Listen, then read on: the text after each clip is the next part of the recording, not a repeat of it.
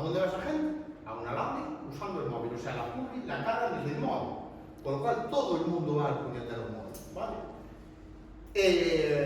Con lo cual, si ya tenemos esta cifra anterior del 65% de esto, va a más, porque cada vez se invierte más en publicidad. Entonces, a ver, ahí, vale. Entonces, ¿cuál es el problema de todo esto? Que no todo el mundo tiene un iPhone de última generación. Entonces, aunque nosotros nos empeñemos en que los móviles cada vez son más potentes, hay un factor mucho más determinante que la potencia del móvil. Y es algo que acabo de explicar yo aquí. Y es la cobertura. Las antenas, la cobertura, todo esto. Aquí no sé cómo será, ¿vale? Pero en España las antenas de telefonía, de 5G y tal, os voy a decir una expresión española que aquí no sé si significará lo mismo. Yo soy una persona muy mal hablada, ¿vale? Es una casa de putas. ¿Entendéis lo que es? ¿Vale? Os voy a explicar por qué. Porque la antena es de un proveedor, pero el cable que llega a la antena es de otro. Y la empresa que tiene que recortar todo lo que hay alrededor para que la maleza, las hierbas no suban, es otra empresa. Entonces es un espectáculo, con lo cual las antenas muchas veces no están dimensionadas a la zona, tienen problemas. Por ejemplo, os voy a poner un ejemplo. Vosotros os vais a Barcelona, al aeropuerto, y es muy probable de que tengáis la cobertura a tope, pero no consigáis mandar un WhatsApp. Y esto es por una sobrecarga de antena, ¿vale? Entonces, claro, el problema es que el móvil puede aumentar, ser muy potente, pero a veces te puedes en temas, pues, por ejemplo, por lo que se acaba de contar. Yo estoy con una conexión ahora mismo que viene de Holafly y que se conectan las antenas de Claro y que soy el último monoprioridad en la antena. Entonces tengo latencia, ¿vale? Pero es que en donde vivimos nosotros, en Galicia, las antenas es todo muy, vamos a decir, puerecitos y tal. Entonces las antenas están muy repartidas, con lo cual hay mucha latencia, con lo cual estamos en el mismo problema, ¿vale? Y esto pasa en muchas partes del mundo. Entonces, el tema es esto, que hay muchísimos móviles que son mucho más lentos realmente navegando, no por la potencia que tengan, sino por las conexiones, y eso sigue en aumento. Además de todo esto, hay otro factor muy bonito, que es que yo lo entiendo, porque yo, pues al final soy del sector y entiendo esas cosas. Pero muchos usuarios de a pie no entienden porque les está cargando la web lento. Ellos solo entienden que la web está cargando lento, pero no va más allá de, oye, que es que tengo solo 3G. Igual es por eso. No, la gente da para atrás e intenta buscar otro resultado. Y este es realmente el problema. Se dan situaciones donde el usuario da para atrás, o el usuario abandona la búsqueda. Todo esto pues, también afecta al SEO de cierta manera, pero cuando el usuario le da clic y llega a cargar un mínimo de la web, incluso si le da para atrás, ya ha ejecutado el test de la ENJAP, con lo cual ya nos ha mandado esa mala puntuación, ¿vale? Que ahora vamos a explicar. Entonces, algunos datos interesantes, que no me los sé, por eso me vengo para aquí para leerlos, porque son... Es que Amazon ha comentado que cada 100 milisegundos de retraso en la carga de su web les costaba un 1% en las ventas. Evidentemente, esto es un caso de Amazon que vende mucho. Google descubrió que cuando un sitio web tarda más de 3 segundos en cargar, la tasa de rebote supera el 30%. A esto sí que es cierto que hay que darle la razón porque tienen una masa crítica bastante alta. Walmart ha comentado que cada segundo extra en la carga reduce las conversiones un 2%, otro caso de e-commerce, ¿vale? Pero bueno, no vamos a hablar de esto y aquí vamos a ver. La obsesión por el page speed, ya no lo vamos a llamar page speed, la obsesión, porque mucha gente se obsesiona, pero no tienen en cuenta el modelo europeo real, el que ve el usuario, la velocidad percibida por esa persona que entra a la web, ¿vale? Con los términos europeos vamos a conseguir, por un lado, en este orden que os voy a decir, en orden de importancia, experiencia de usuario o UX, ¿vale? Eso es lo principal, debemos centrarnos a aplicar términos europeos para mejorar la experiencia de usuario y UX.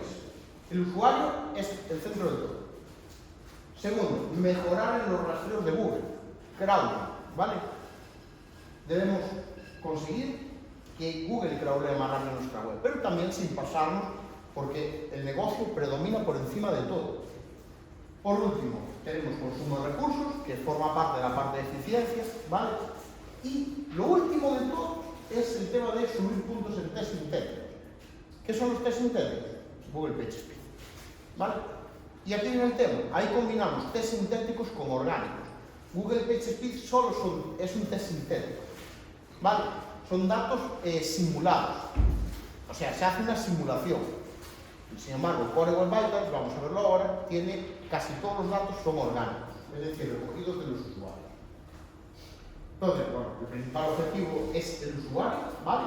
Google es algo indirecto, el usuario es algo totalmente directo. Y ahora viene el tema, que esto es a mí lo que me hizo, digamos, abandonar un poquito el europeo y dejar de llevar clientes a pesar de que a mí es un tema que me encantaba.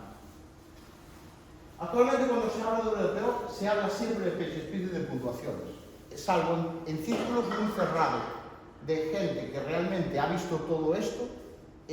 Normalmente se habla de europeo y se habla de Core Web Vitals, de PageSpeed, de todo esto.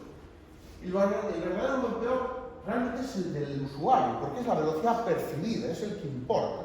Si mejoramos ese, indirectamente vamos a mejorar el crawling para Google, ¿vale? Además de esto, hay una cosa muy curiosa. Yo y me lo sigo encontrando, o sea, me siguen llevando clientes, evidentemente, pero cuando me llegan casos muy curiosos, que es que la mayoría de clientes que se quejan de penalizaciones SEO y que le echan la culpa al Google europeo, tienen problemas muy gordos de crawling e indexación. O sea, es decir, tienen otros problemas.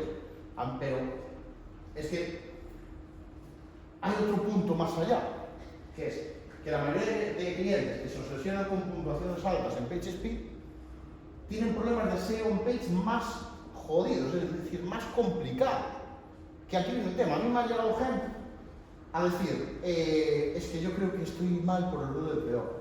Ya claro, que no tengas ningún H2, ningún H3, ningún H4, que no tengas H, eso es otro tema, a ti no te afecta. Vale, entonces ese es el problema. Que hay mucha gente que no ve y dice, hostia, esto tiene que ser europeo. No, igual lo que le pasa es que nadie ha tocado el SEO page de esa web. Y esto es realmente la realidad, ¿vale? Pero el problema está en el ecosistema PageSpeed. El ecosistema PageSpeed son estas tres cosas que os he comentado antes, que es PageSpeed, Lighthouse y las Core Web Vitals. Todo empieza con Google Lighthouse. Como os he dicho antes, que lo tengo que adelantar ahí en el sillón hablando, es el algoritmo y núcleo de todo, ¿vale? Es donde se engloban todas las métricas orgánicas, es decir, recogidas por el usuario, con el navegador, evidentemente, y también las sintéticas, las simuladas, ¿vale? Las simuladas son las ejecutadas con un test. Por otro lado, hay que entender que Lighthouse está implementado en cada navegador basado en Google Chrome, en Chrome.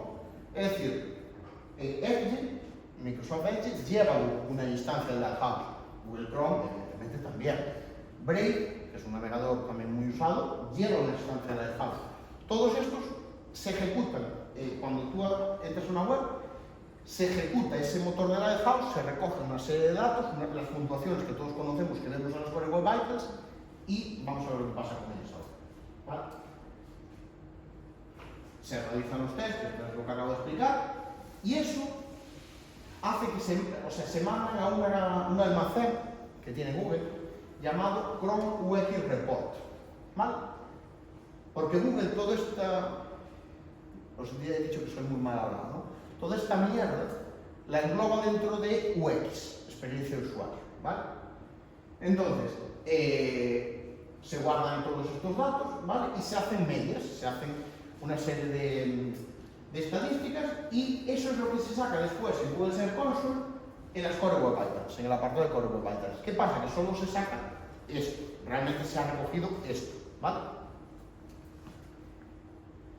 Hay una... Claro, os acabo de decir que se ha recogido esto y se muestra esto. ¿Cómo se ve todo?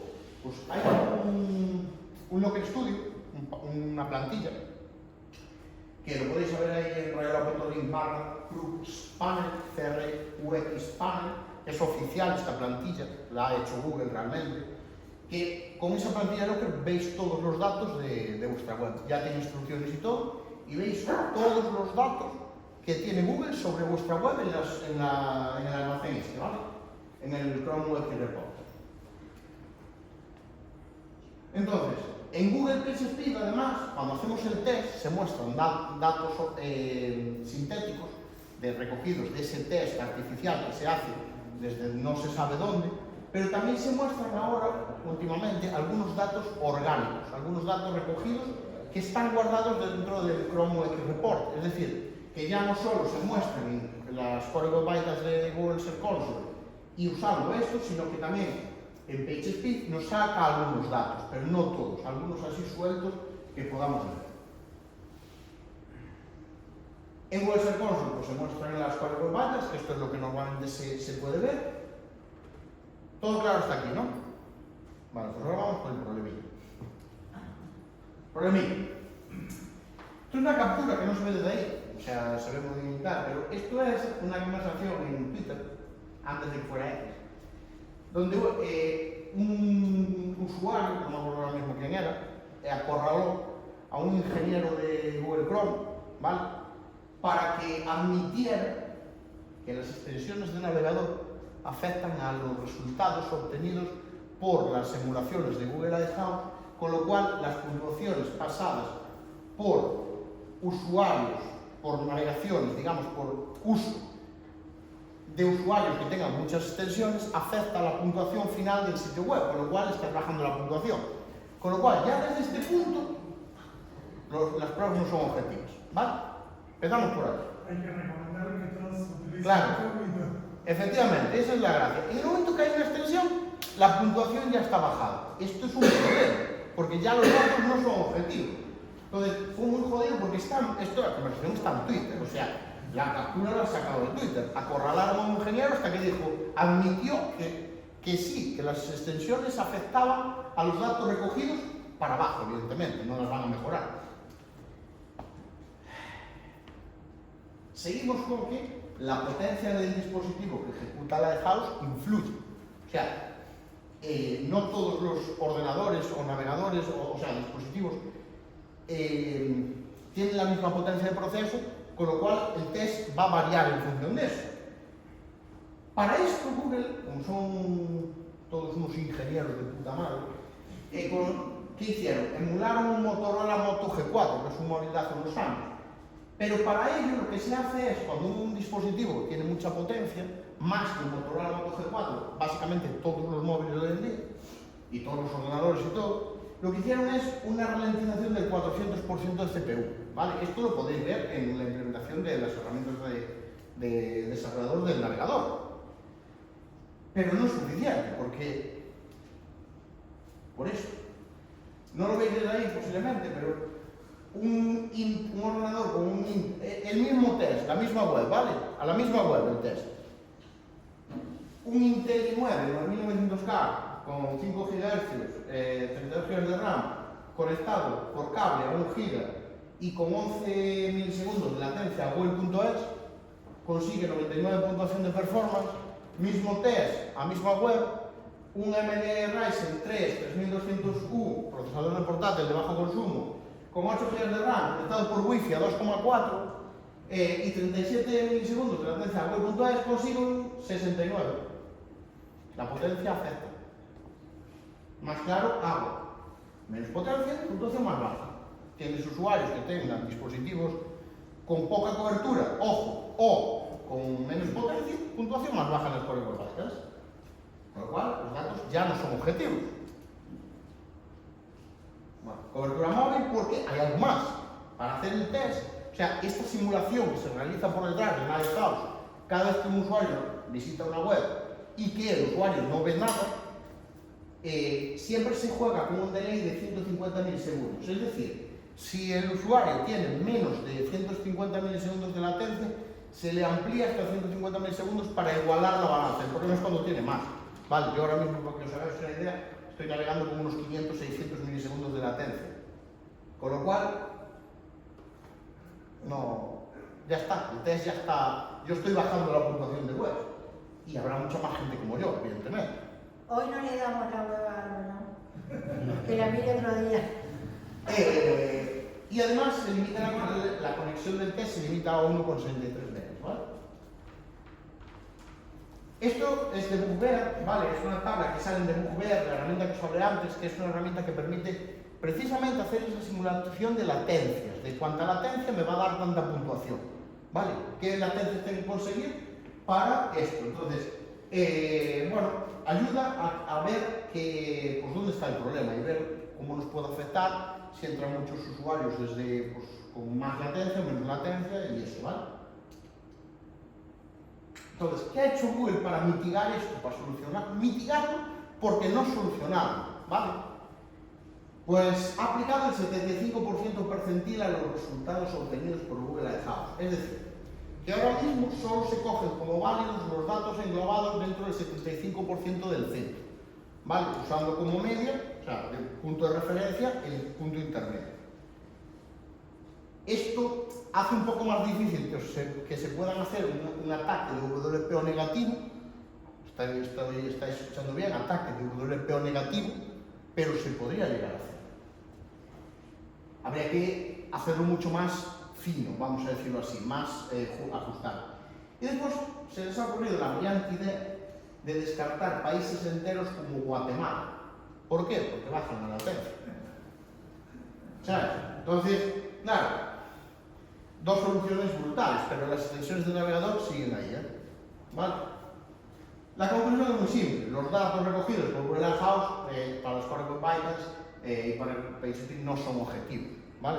No son para nada objetivos porque la recogida de datos no es la que tiene que ser, ¿vale?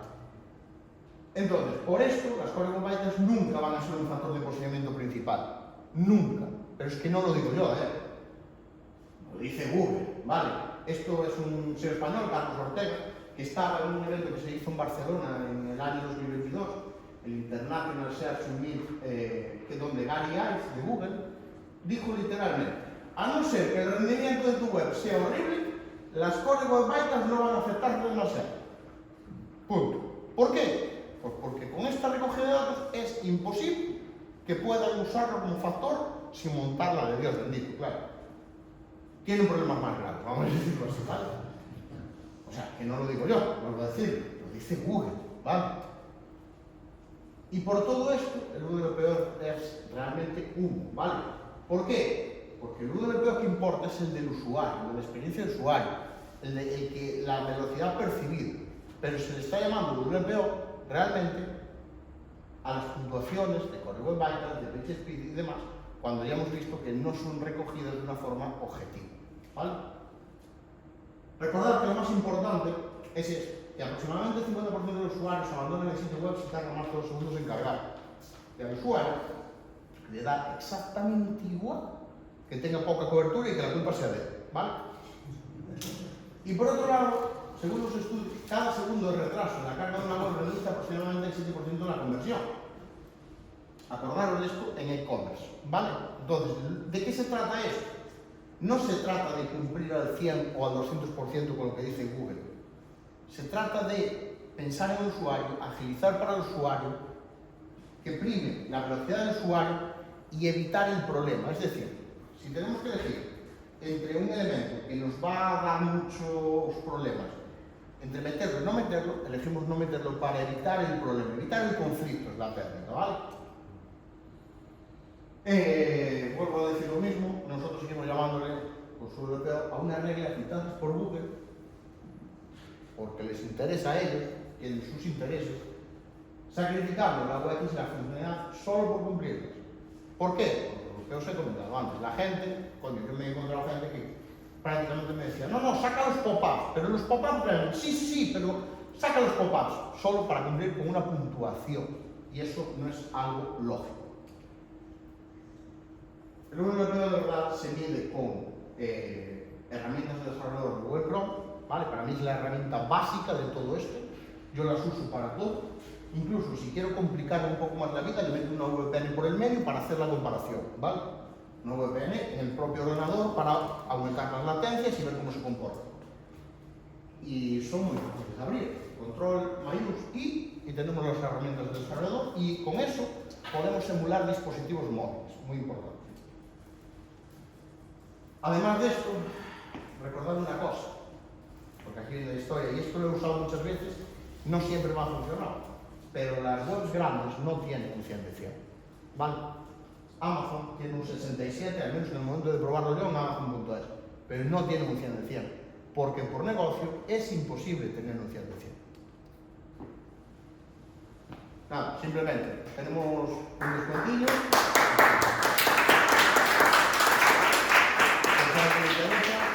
Además, tengo un curso, pues sí, bueno, alguien no sabe que era una web con WordPress, y yo creo que no, pero bueno, o sea, yo creo que aquí todos sabéis, pero bueno, tengo un curso gratuito de 20 horas de WordPress y Elementor, que en verano, en agosto, pues me aburrí un poco y dije, voy a hacer grabar un curso y tal. Me salieron 20 horas y ahora dije, pues nada, ahora lo voy actualizando de vez en cuando y tal, para eso, y bueno, la verdad, hay bastante buen, la gente me dice que está bastante bien.